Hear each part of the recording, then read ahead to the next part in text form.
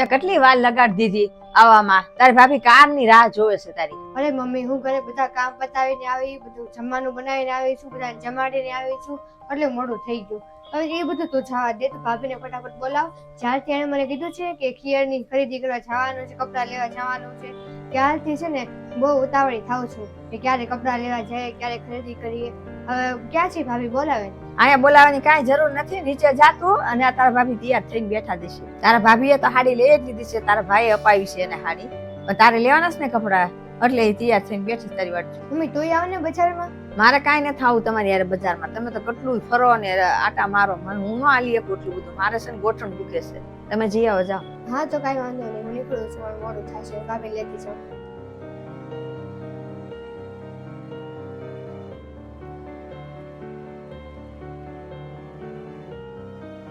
આવી ગયા તમે? તમે તો પણ બહુ વાર લગાડી. તાર ભાભી ક્યાં છે? હા હા હું તને બધી વાત કરું, તું પેલા અહીંયા બેઠ. અરે મમ્મી, અમે છે ને ઘરે આવતા હતા ને તો રસ્તામાં ભાભીને છે ને ઓફિસેથી ફોન આવી ગયો. એ ઓફિસે વયા ગયા, મને એનો સામાન આપી દો. બતાડ તો હું લાવી બજારમાંથી. જો બતાવું તને, હું મારી ડ્રેસ લાવી છું. આ બે ડ્રેસ લાવી છું. આ છે ને ગુલાબી ડ્રેસ, પછી એક આ છે ભૂરો ડ્રેસ. ડ્રેસ તો બે હારા જ છે, પણ તું બે ડ્રેસ કેમ લાવી? અરે મમ્મી, એક ડ્રેસ હું સવારે પહેરીશ ને એક હું સાંજે પહેરીશ. તું દિવસમાં બે વાર ડ્રેસ બદલીશ? હા મમ્મી, બીજું હું, તારા જમાઈ મને વધારે પૈસા આપ્યા હતા તો પછી મેં લઈ લીધા બે ડ્રેસ, એમાં શું થઈ ગયું? જમાએ પૈસા વધારે આપ્યા તો હું કે બધા વાપરી નાખવાના હોય? થોડીક બચત કરતા શીખો. ઉત્તરાયણમાં તો હું એક જ જોડી પહેરવાના, કે બદલાવાનું ન હોય. ખોટા ખર્ચા જ કરે છો તું તો. અરે મમ્મી, એમાં શું થઈ ગયું? પૈસાની બચત તો થયા રાખશે. મને મન હતું આ વખતે કે ઉત્તરાયણમાં બે જોડી ડ્રેસ લઈશ ને હું છે ને વારંવાર બદલીને હું પહેરીશ એમ. એમાં શું થઈ ગયું? એમાં તને શું વાંધો છે? કાંઈ વાંધો નહીં, હું તો તારા હારા હાટું કહેતી હતી. તારા ભાભી શું લાવ્યા? ભાભી લાવ્યા છે, ભાભી સાડી લાવ્યા છે, બતાવું તને? સાડી બતાવ તો. હા દેખાડું.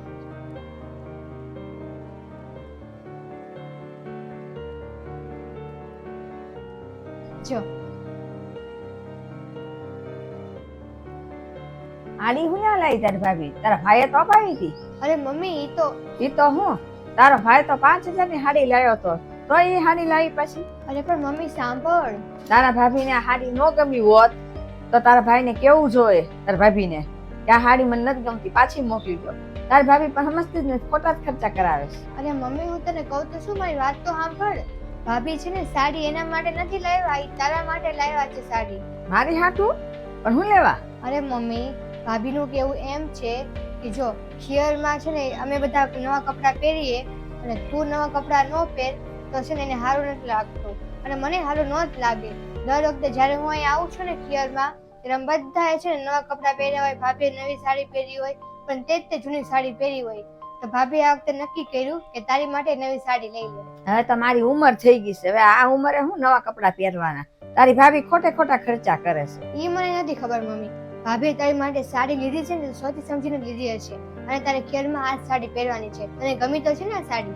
હાડી કેટલી સરસ મજાની છે, કોને ન ગમે એ હાડી?